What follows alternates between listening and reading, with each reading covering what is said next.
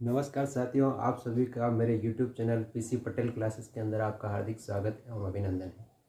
आज हम maths class के एक शुरुआती जो चैप्टर है जिससे गणित प्रारंभ होती है उसको अपन देखेंगे। ठीक है, संख्याओं के बारे में पढ़ेंगे। लगा देते हैं एडिंग संख्याएं, नंबर। ठीक है, संख्याओं के बारे में पढ़ेंगे। सबसे पहले अपन इस संख्याओं को डिफाइन करने का प्रयास करते हैं, उसको क्लासिफाई करने का प्रयास करते हैं। तो संख्याओं को मुख्य रूप से दो भागों के अंदर बांटते हैं। संख्याओं को मुख्य रूप से दो भागों के अंदर बांटते हैं, तो अपन यहाँ पे दो भागों के अंदर बांट देते हैं। एक तो होती है आपकी वास्तविक संख्याएं और दूसरी होती है आपकी काल्पनिक संख्याएं। ये देखते हैं अपन, ये है आपकी वास्तविक संख्याएं। कौन सी है? वास्तविक संख्या है, रियल नंबर।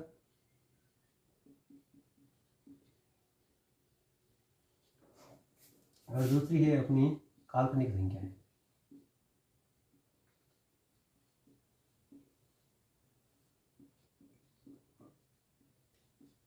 काल्पनिक संख्या है, इमेजिनरी नंबर। वास्तविक संख्याएं और काल्पनिक संख्याएं। वास्तविक संख्याएं बहुत सारी होती है। सबसे पहले अपन काल्पनिक संख्याओं के बारे में थोड़ा बहुत देख लेते हैं। देखिए, काल्पनिक संख्याएं कौन सी होती है? आपके दिमाग में आ रहा है कि ऐसी कौन सी संख्या है कि काल्पनिक संख्या होती है? काल्पनिक संख्याएं वो संख्याएं होती है जो रूट के अंदर माइनस में लिखी जाती है। रूट के अंदर कोई अगर संख्याएं माइनस के अंदर लिखी जा रही है तो वो कौन सी संख्याएं आगे? काल्पनिक संख्याएं। और इसका मतलब जो होता है √-1 का मतलब जो होता है वो होता है आई से रिप्रेजेंट करते हैं और उसको आयोटा से लिखते हैं, आयोटा। अगर इसको रूट से बाहर निकालना है तो यहाँ पर -1 आ जाएगा। और जब भी किसी संख्या को अपन रूट से बाहर निकालते हैं तो उसके सामने वाली संख्या के ऊपर स्क्वायर लग जाता है। तो यहाँ पर -1 का मतलब जो होता है वो होता है आपका आयोटा स्क्वायर। ठीक है, कभी कभी आपको MCQ के अंदर ऐसा पूछा जा सकता है कि √1 जो संख्या है वो कौन सी संख्या है, तो आपको काल्पनिक संख्या है बताना है। ठीक है, अब अपन देखते हैं वास्तविक संख्याएं कौन कौन सी। वास्तविक संख्याओं को भी मुख्य रूप से क्या है, कितने भागों में बांटते हैं अपन? दो भागों के अंदर बांटते हैं। कौन कौन सी है? तो यहाँ पे अपन देखते हैं वास्तविक संख्याओं के अंदर। तो एक हो जाती है अपनी पूर्णांक,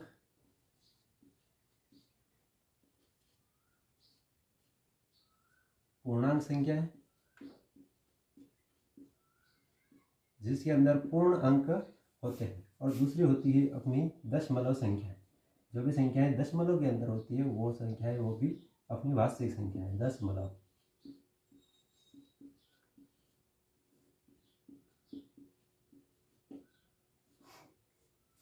संख्या है। देखिए, अपन पूर्णांक संख्याओं के अंदर कौन कौन सी संख्याएं आती हैं, दशमलव संख्याओं के अंदर कौन कौन सी संख्याएं आती हैं। तो अपन देखते हैं यहाँ पर दशमलव संख्याओं के अंदर। तो दशमलव संख्याओं के अंदर भी दो प्रकार की दशमलव संख्याएं आती हैं। दो प्रकार की कौन सी संख्याएं आती हैं? तो यहाँ पे आप देखिए, एक तो होता है आपका शांत दशमलव संख्या। कौन सी है? शांत दशमलव संख्या।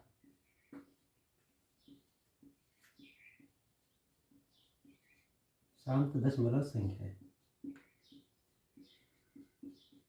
और एक होती है आपकी अशांत दशमलव संख्या।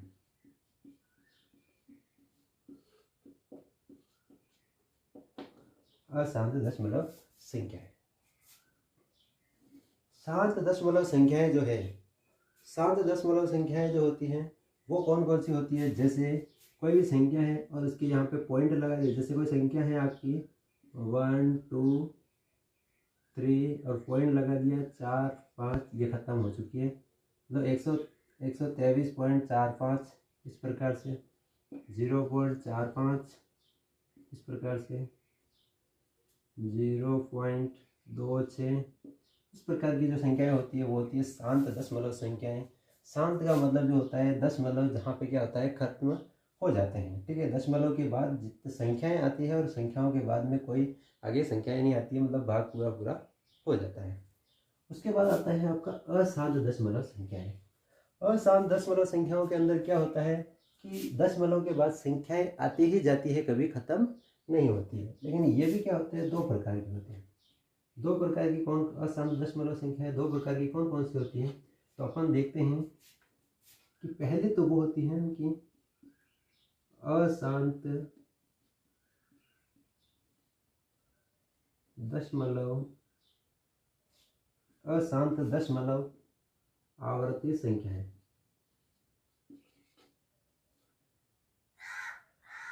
इसको आगे लिख देते हैं अपन, आवर्ती अशांत दशमलव संख्या है। और दूसरा होता है अनावर्ती, दूसरी है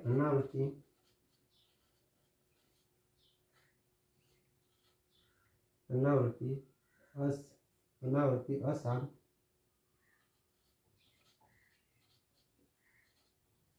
दशमलव संख्या है।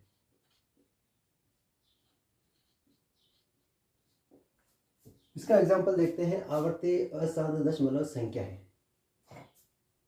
जैसे अपन कोई संख्याएं हैं 6.666, इस प्रकार से 6 आए जा रहे हैं, ठीक है। तो आवर्ती यानी कि उसकी आवृत्ति हो रही है, ठीक है। पॉइंट के बाद जो संख्याएं हैं उनकी आवृत्ति हो रही है, तो वो ये दो चीज़ें शामिल हो रही है। एक तो अशांत है, मतलब दशमलव संख्याएं आई जा रही हैं, ठीक है, दशमलव के बाद संख्याएं आई जा रही है, भाग जा ही जा रहा है।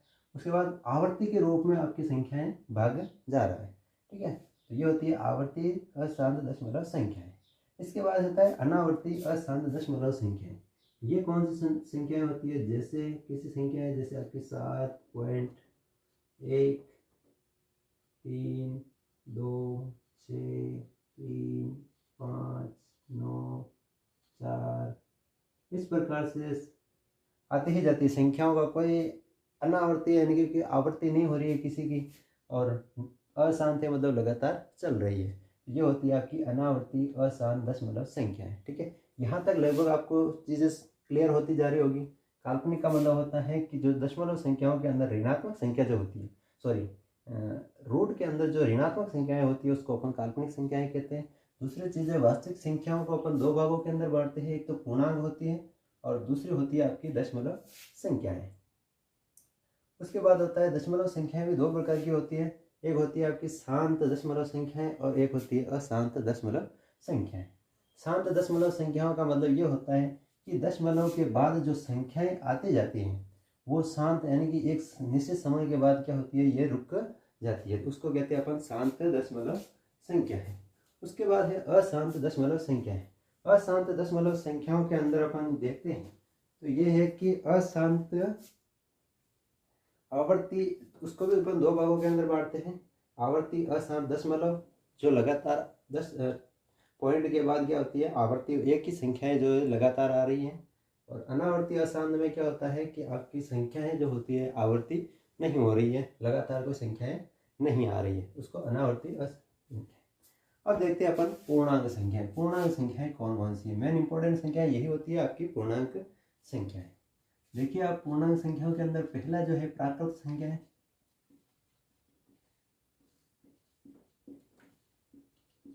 प्राकृत संख्या है। देख लीजिए, इनके साथ ही साथ थोड़ा बहुत रिव्यू देख लेते हैं अपन। प्राकृत संख्याएं कौन सी होती हैं, यानी कि शुरुआत में जब गणित प्रारंभ हुई, प्राकृत का मतलब होता है प्रकृति ने हमें कौन सी संख्याएं दी हैं। तो शुरुआत में जब क्या होती है, गणित प्रारंभ होती है, तो उस समय क्या होता है कि किसी ने कहा कि हमारे पास एक लड्डू है, दो जने हैं तो आधा आधा खा लें, ठीक है। तो इस प्रकार क्या है, तो आवर्ती संख्या प्राकृत संख्या जो होती है वो एक से प्रारंभ होती है, 1 2 3 4, इस प्रकार से गिनती क्या होती है, प्रारंभ होती जाती है और अनंत तक चलती है। लेकिन कुछ समय बाद ये होती है प्राकृत संख्या जो हमें प्रकृति ने दी है। लेकिन कुछ समय बाद क्या होता है कि जैसे 9 के बाद 10 आता है तो उसके अंदर 0 की ज़रूरत पड़ी, 19 के बाद 20 आता है तो उसके अंदर 0 की ज़रूरत पड़ी। तो कहीं ना कहीं उस ज़रूरत को देखते हुए एक और संख्याओं की खोज होती है, जो कि भारत के अंदर ही होती है। तो वो संख्या होती है पूर्ण संख्या है, उसको मिला के फिर होती है पूर्ण संख्या है। पूर्ण संख्या है, और पूर्ण संख्याओं का मतलब ये होता है कि 0 से प्रारंभ होती है। 1 से ये प्रारंभ हो रही है प्राकृत संख्या है, लेकिन 0 से प्रारंभ होती है वो क्या, 0 1 2 3 इस प्रकार से क्या होती है अनंत। ये जो संख्याएं होती है वो कौन सी आपकी संख्या है, पूर्ण संख्या है। इसके बाद जो होता है तीसरी संख्या है। तीसरी संख्या जो होती है वो होती है आपकी सम संख्या है। सम संख्याएं कौन सी होती हैं, सम संख्याओं का मतलब ये होता है कि वह संख्या, सम संख्याओं का मतलब ये होता है वह संख्या जिसके अंदर 2 का भाग पूरा पूरा चला जाए। वह संख्या जिसके अंदर 2 का भाग क्या होता है, पूरा पूरा चला जाए, उसको अपन कौन सी संख्याएं कहते हैं, सम संख्याएं कहते हैं। कौन कौन सी संख्याएं ऐसी, जैसे अपन मानते हैं 2 4 6 8 इस प्रकार से क्या होती है, चलती जाती हैं, और वो संख्याएं जो होती है सम संख्याएं कहलाती है, जिसमें 2 का भाग क्या होता है, पूरा पूरा चला जाए। 3, इसके बाद अपन देखते हैं विषम संख्याएं।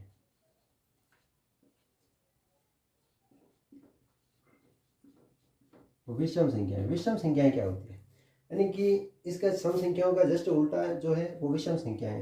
विषम संख्याओं में यह है कि जिसमें 2 का भाग पूरा पूरा नहीं जाए, यानी ऐसी संख्याएं जिसमें 2 का भाग पूरा पूरा नहीं जाए उसको अपन कौन सी संख्या कहते हैं, विषम संख्याएं कहते हैं। जैसे 1 3 5 7 9 9 इस प्रकार की जो संख्याएं हैं वो कौन सी संख्याएं होगी, अपनी विषम संख्या है। विषम संख्याओं के बाद संख्याएं आती है, संख्या नाम आता है अपना 5वां अभाज्य संख्या है।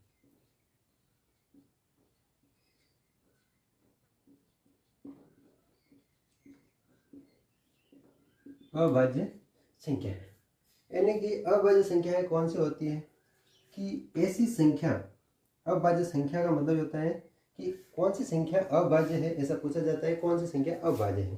तो ऐसी संख्या जिसमें या तो उसी संख्या का भाग जाता है जो संख्या है, या फिर 1 का भाग पूरा पूरा चला जाता है, ठीक है। यानी कि ऐसी संख्या जिसमें या तो उसी का भाग जाता है या फिर 1 का पूरा पूरा भाग चला जाता है, उसको अपन क्या कहते हैं, अभाज्य संख्याएं कहते हैं। दूसरी तरह से अपन ये भी बोल सकते हैं कि एक ऐसी संख्या जिसके 2 ही गुणनखंड होते हैं, ठीक है। गुणनखंड अपन आगे देखेंगे, तो एक ऐसी संख्या जिसके 2 ही गुणनखंड होते हैं। 2 गुणनखंड का मतलब यह होता है कि एक तो उसी संख्या का भाग जा रहा है और एक 1 का भाग जा रहा है, तो 2 ही गुणनखंड होते हैं, ठीक है। तो इसमें अपन देख लेते हैं कौन कौन सी हैं। तो यहाँ पे देखते हैं, जैसे अपना 2, ठीक है, 2 के अंदर किस किस का भाग जा रहा है, एक तो आपका 2 का भाग जा रहा है और एक 1 का भाग जा रहा है, ठीक है। मतलब इस 2 के 2 गुणनखंड है, एक तो 2 है और एक 1 है। तो इसमें फुलफिल हो रही है इसकी जो नियम है वो, कि अभाज्य संख्या है वह संख्या जिसमें या तो उसी संख्या का भाग जाता है या 1 का भाग पूरा पूरा जाता है। जैसे अपन 3 को देखते हैं, 3 को देखते हैं तो इसके अंदर 3 का भाग जा रहा है और 1 का भाग जा रहा है, और किसी संख्या का भाग तो नहीं जा रहा है, तो ये भी अपनी क्या है, अभाज्य संख्या है। उसके बाद जैसे 4 को देखिए अपन, ध्यान से देखना इसको, 4 के अंदर आप देखेंगे तो 4 का भाग जा रहा है, 2 का भाग जा रहा है, 1 का भाग जा रहा है। अब इसमें ये जो अभाज्य संख्या है उसका नियम उसके अंदर फॉलो नहीं हो रहा है। क्यों, 4 है, 4 में सम संख्या का भाग जाए तो 4 का है, 1 का जाए तो 1 है, इसमें 2 का भाग भी एक्स्ट्रा जा रहा है, इसलिए अपन इस 4 को क्या है, अभाज्य संख्या के अंदर शामिल नहीं करेंगे, ठीक है। उसके बाद जैसे 5 को देखते हैं अपन, 5 को देखते हैं तो 5 के अंदर 5 का भाग जा रहा है और 1 का भाग जा रहा है, ठीक है। इसके अलावा और किसी संख्या का भाग नहीं जा रहा है। तो इसका मतलब यह है कि अभाज्य संख्याएं उन्हें कहते हैं जिनमें या तो उसी संख्या का भाग जा रहा है या फिर 1 का भाग जा रहा है, उसको अपन क्या कहते हैं, अभाज्य संख्याएं कहते हैं। फिर अपन देखते हैं कभी कभी ऐसा होता है कि बड़ी संख्या, कोई बड़ी संख्या है, ठीक है, जैसे इसको मिटा देते हैं, कोई बड़ी संख्या है और उसमें देखते हैं कि अभाज्य संख्या है या नहीं है, चेक करना होता है। कोई बड़ी संख्या दे दी गई और पूछा गया है कि यह निम्न में से ये वाली संख्या जो है वो अभाज्य संख्या है या नहीं है, ठीक है। तो वो देखने के लिए अपन क्या करते हैं, जैसे अपन देखते हैं 135, 135 तो इजी है, 137 करते हैं। ठीक है, 137 अभाज्य, ये जो है 137 जो है वो अभाज्य संख्या है या नहीं है, इसको चेक करना है अपने को। ठीक है, पूछा गया है कि ये निम्न में से ये वाली जो 137 जो संख्या है वो अभाज्य संख्या है या नहीं है, या फिर पूछा जाता है कि निम्न में से अभाज्य संख्या है और 3 दूसरी दे दे और चौथी ये दे दे, तो अभाज्य संख्या को अपने को चेक करना होता है। क्या करना है इसका, सबसे पहली स्टेप जो होती है, सबसे पहली स्टेप जो होती है वो क्या होती है, 137 को अभाज्य संख्या है या नहीं है चेक करने के लिए। तो क्या करेंगे अपन, 137 से जस्ट बड़ी पूर्ण वर्ग संख्या को देखेंगे अपन। तो अपन देखते हैं कि इससे छोटी जो पूर्ण वर्ग संख्या है, अपन 11 को 11 से मल्टीप्लाई करते हैं तो 11 11 121 आ रहा है। ठीक है, जो इससे छोटी है। 12 को 12 से करेंगे तो 144 आ रहे हैं। ठीक है, कितने आ रहे हैं, 144। फिर क्या करेंगे, 144 इससे जस्ट बड़ी संख्या है। अब क्या करेंगे, इसका वर्गमूल करेंगे, वर्गमूल करेंगे तो इसका आ रहा है 12। ठीक है, अब 12 आ रहा है तो अब क्या करेंगे अपन, 1 से मतलब 1 से अपन 12 तक जो भी अभाज्य संख्याएं हैं, क्योंकि अपने को पता है ये अभाज्य संख्या है 12 तक, तो अभाज्य संख्या है उन संख्याओं का इस 137 के अंदर भाग लगा के देखेंगे। अगर जाता है भाग, अगर पूरा पूरा चला जाता है तो वो संख्या भाज्य संख्या हो जाएगी, और अगर नहीं जाता है तो वो संख्या आपकी अभाज्य संख्या हो जाएगी। ठीक है, देखते चलो। जैसे अपना इस 0 से 1 से अपना 12 तक अभाज्य संख्याएं कौन कौन सी है, तो पहली जो अभाज्य संख्या है 2 है, दूसरी 3 है, 5 है, 7 है और 11 है और 13 जो कि है वो 12 से बड़ी होगी। ठीक है, ये वाली संख्याएं जो 12 से छोटी अभाज्य संख्याएं हैं। ठीक है, अब इसके अंदर अपन 2 का भाग देते हैं, तो 2 का भाग देखने के लिए इकाई का अंक सम संख्या होनी चाहिए, जो कि इसमें नहीं है। 3 का भाग अगर देखते हैं तो 3 का भाग देखने के लिए क्या करते हैं, इनको जोड़ते हैं सबको, और अगर 3 के भाग में पहाड़े में आ रहे होते हैं तो इसके अंदर 3 का भाग जाता है। अपन यहाँ देख लेते हैं, तो 7 और 1 8 9 10 11, 11 जो कि 3 के पहाड़े में नहीं आते हैं तो 3 का भाग भी नहीं जाएगा। 5 का भाग देखते हैं, तो इकाई का अंक 0 या 5 होना चाहिए, जो कि नहीं है, इसके 5 का भी भाग नहीं जा रहा है। 7 का देखते हैं, 7 का डायरेक्टली लगा के देख लेते हैं, तो 7 एकम 7 और यहाँ पे बच रहे 6 आपके, और 7 7 छंग 42, 7 सत्ते 49, 7 2 56, 7 9 63 और 7 दाई 70, मतलब 7 के पहाड़े में भी ये वाली जो संख्या है वो नहीं आ रही है, मतलब 7 से भी पूर्ण विभाजित नहीं है। इसके बाद 11 का देखते हैं अपन, 11 एकम 11, 2 बच रहे हैं यहाँ पे, और 11 एकम 11, 11 दूनी 22, 11 3 33, मतलब 11 का भाग भी पूरा पूरा नहीं जा रहा है। इन संख्याओं का पूरा पूरा भाग नहीं जा रहा है, इससे क्या निकलना है अपन कि ये एक प्रकार की अभाज्य संख्या है। ठीक है, तो कोई सी भी संख्या हो अपन इसी प्रकार से चेक करेंगे कि वो अभाज्य संख्या है या नहीं है। ठीक है, इसके बाद देखते हैं अपन संयुक्त संख्या, पांचवी जो है छठी संयुक्त संख्या।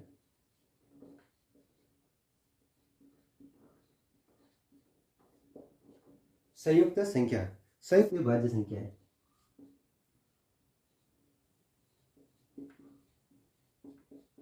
संयुक्त संख्या का मतलब अपन देखते हैं भाज्य संख्या है, यानी कि वो संख्याएं जो अभाज्य नहीं है वो सारी की सारी संयुक्त संख्याएं हैं। और दूसरी चीजें क्या होती है, जिनके 2 या 2 से अधिक गुणनखंड होते हैं। ठीक है, मतलब इनकी जो शर्तें हैं वो इसके ऊपर लागू नहीं होती हैं। ठीक है, वो सारी की सारी संयुक्त संख्याएं हैं। जैसे अपन देखते हैं 4 है अपना, पहली संयुक्त संख्या आपकी 4 है, क्योंकि इसके 3 तो गुणनखंड है, एक 4 है, एक 2 है और एक 1 है। 4 3 तो गुणनखंड है इसके। ठीक है, इसी प्रकार से अपन 6 देखते हैं, 6 में भी 6 का भाग जा रहा है, 3 का भाग जा रहा है, 2 का भाग जा रहा है, 1 का भाग जा रहा है। इसके कितने गुणनखंड है, 4 गुणनखंड है। तो ये भी आपकी क्या होती है, संयुक्त संख्या होती है। संयुक्त संख्या वो होती है जो अभाज्य नहीं है, दूसरी जिसके 2 से ज़्यादा गुणनखंड होते हैं। ठीक है, इस प्रकार की संख्याएं जो होती है संयुक्त संख्याएं होती हैं। तो आई होप ये जो वीडियो है आपको अच्छा लगा होगा और आपको कुछ भी सीखने को मिला होगा। अगर आपको कुछ सीखने को मिला है तो इस वीडियो को प्लीज़ अपने दोस्तों के साथ भी शेयर कीजिए, ताकि अपने दोस्त को भी ये फ़ायदा मिल पाए। और अगर आप इस चैनल के ऊपर पहली बार आए हैं तो चैनल को सब्सक्राइब कीजिए और वीडियो को लाइक और शेयर कीजिए। बहुत बहुत धन्यवाद।